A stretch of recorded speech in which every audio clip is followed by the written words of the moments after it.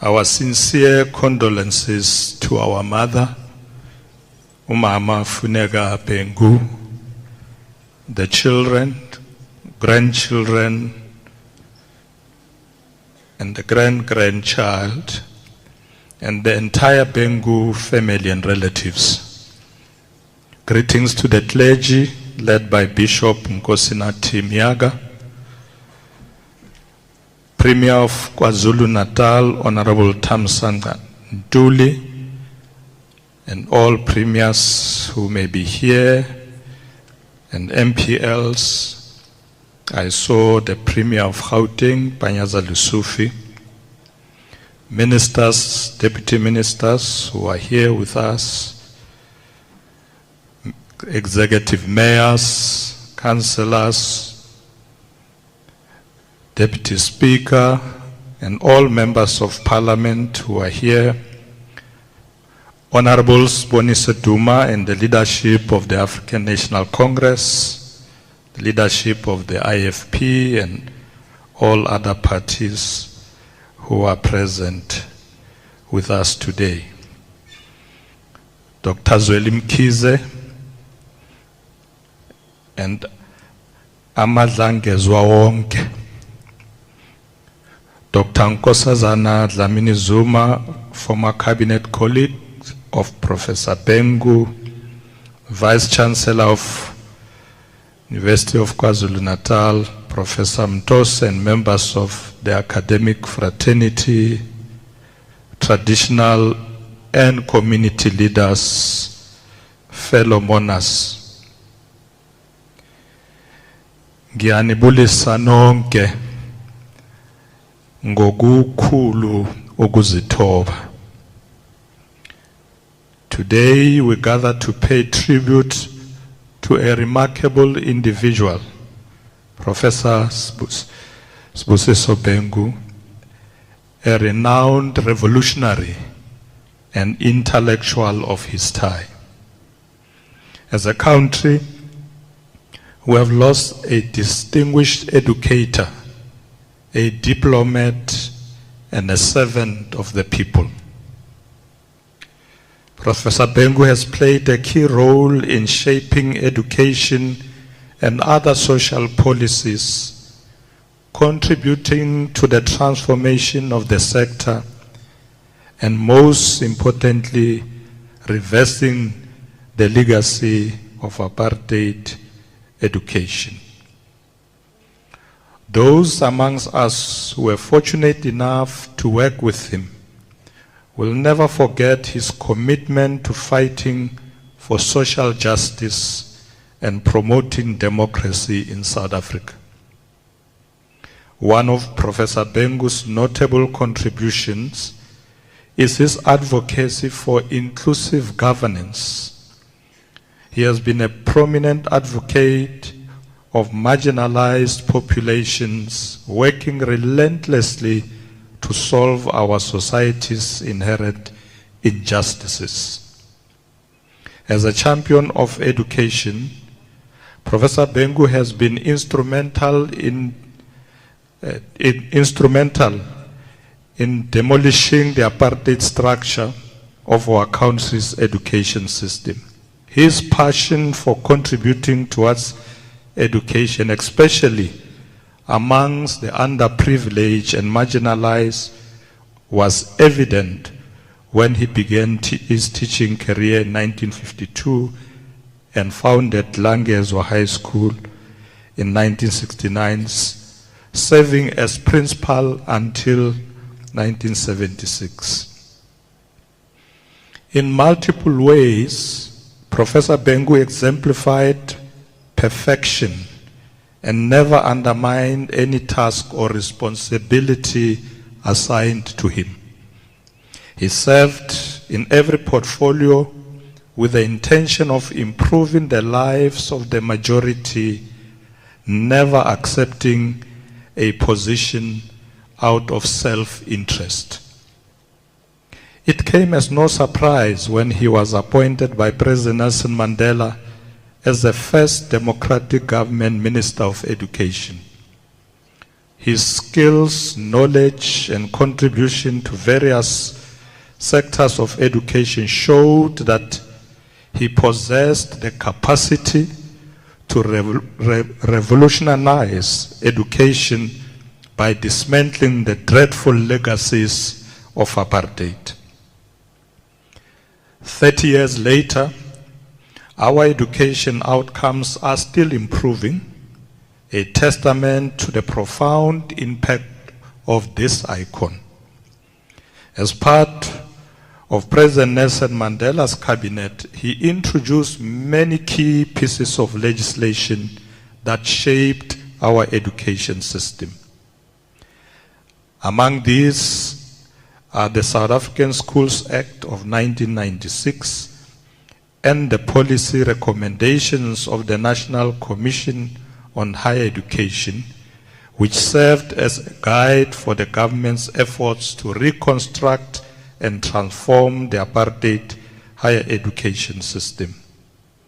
He oversaw the amalgamation of 17 fragmented education departments into a unified system and introduced Curriculum 2005 to reform the school curriculum.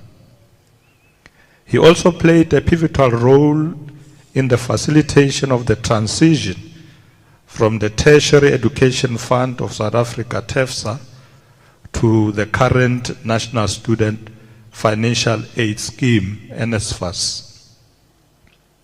Compatriots, the manner in which we have enhanced the schooling system and produced quality metric results leading to the acceptance of many of our children into higher education and training clearly demonstrate how Professor Bengu's contribution impacted the education sector.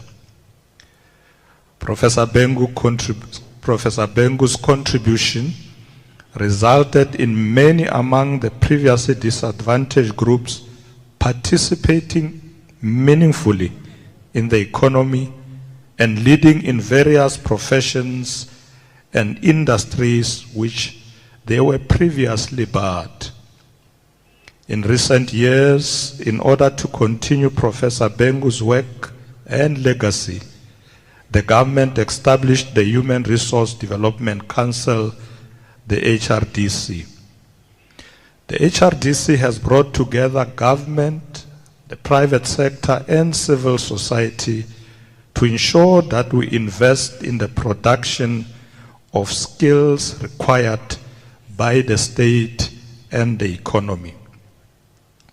Through the HRDC, we are working together with the institutions of higher education and training in advancing the transformation of higher education sector.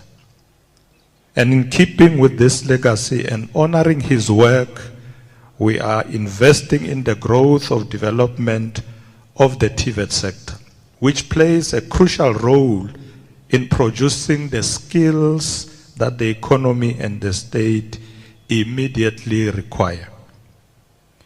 Ladies and gentlemen, let me also use this opportunity to thank the Department of Higher Education for honoring Professor Bengu by renaming what was then known as the Historically Disadvantaged Institution Development Grant to the Sibusiso Bengu Development Program. In order to enable the HDIs to respond to cross-cutting imperatives such as decolonization in higher education, indigenous knowledge systems, the fourth industrial revolution, and digitization, the Sibusiso Bengu Development Program aims to decisively redress the inequalities that have negatively impacted their development and sustainability.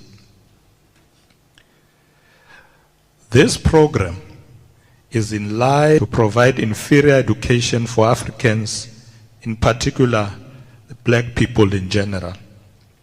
Through his work, we have witnessed a significant advancement in the vision of constructing a society that is free from racism, sexism, and discrimination.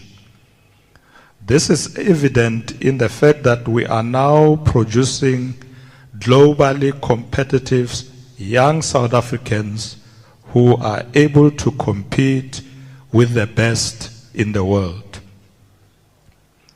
Ladies and gentlemen, as we go beyond the 30 years of freedom and democracy, we are going to invest in the speed of policy execution and implementation. This is to ensure that the critical transformation of policy contribution made by Professor Bengu are not undermined, and that we continue to drive the change that we are pursuing in this sector.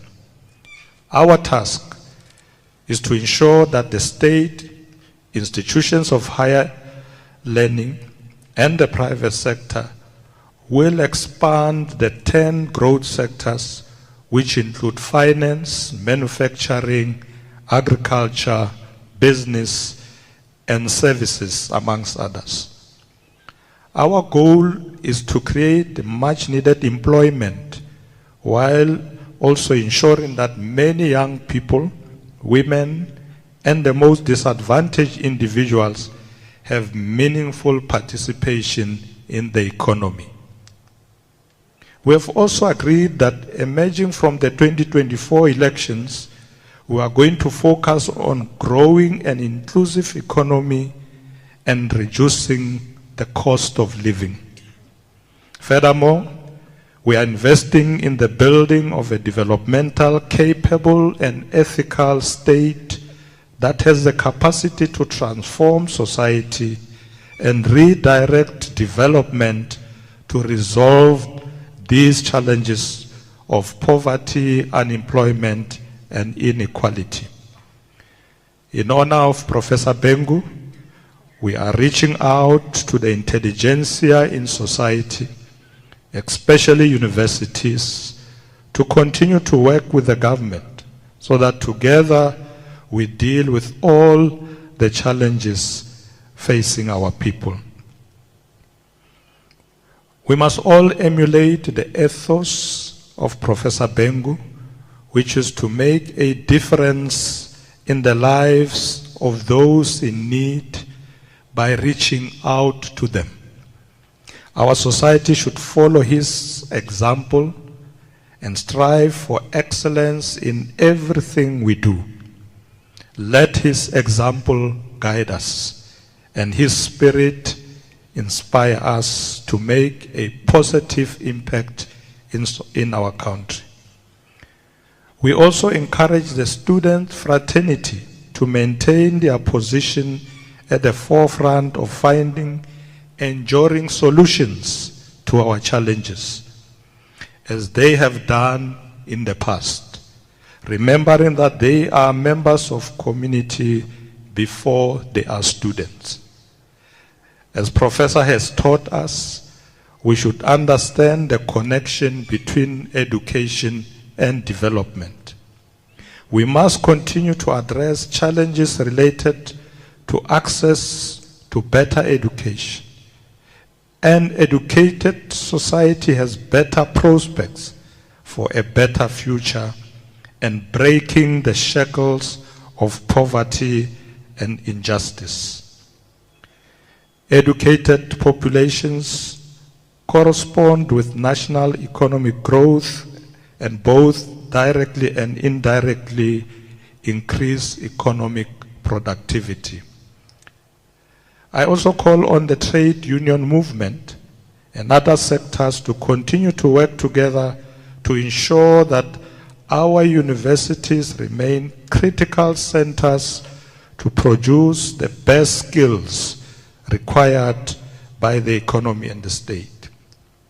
We should unite as diverse sectors of society to collaborate and serve the people of our country with integrity and dignity.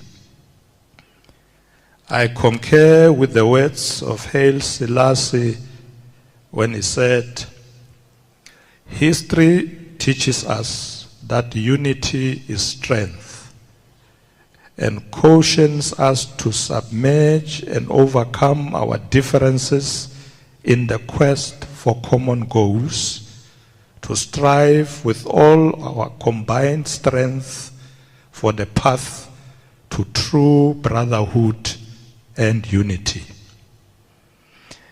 As many have alluded, the passing of Professor Bengu should propel us to pay more urgent collective attention to some of the unresolved challenges in society, including the transformation of our country's education landscape. As a further step towards transforming South Africa's education system, our government will ensure that the implementation of the Basic Education Laws Amendment Act, the Bella Act, takes place as soon as possible. The Bella Act or law grants provincial education departments greater control over schools, admission policies, language practices, and codes of conduct, ensuring they respect the cultural, religious beliefs of all learners. The Bella Act seeks to ensure that in line with the changing socio-political, economic, and geographical landscape in South Africa, all learners have equal and fair access to quality basic education that the country can offer, as Comrade Tamim Seleki also indicated this morning. Ladies and gentlemen, as we accompany our leader and brother to his final resting place, may we always remember how Professor Sibusiso Bengu's political efforts have been vital in furthering our democratic values and socio-economic development. His passion to promote equality and fairness has had a long-lasting influence in our society, and this should inspire us. To this day, many South Africans are still benefiting from his immense contribution, and for this we are grateful. Once more, on behalf of our government, let me extend our deepest condolences to Umama Funeka, the children, grandchildren, great-grandchild, and the entire Bengu family and relatives. May the Lord comfort you and give you strength. I would like to leave you with the words of encouragement from the book of Matthew, chapter 11, verse 28, which says, "Come to me, all of you who are weary and carry heavy burdens. I will give you rest." Close quote. Hamba kahle ngolosi labazani ngwani. Ngiyabonga kakhulu. May his soul rest in eternal peace. Thank you very much, program directors.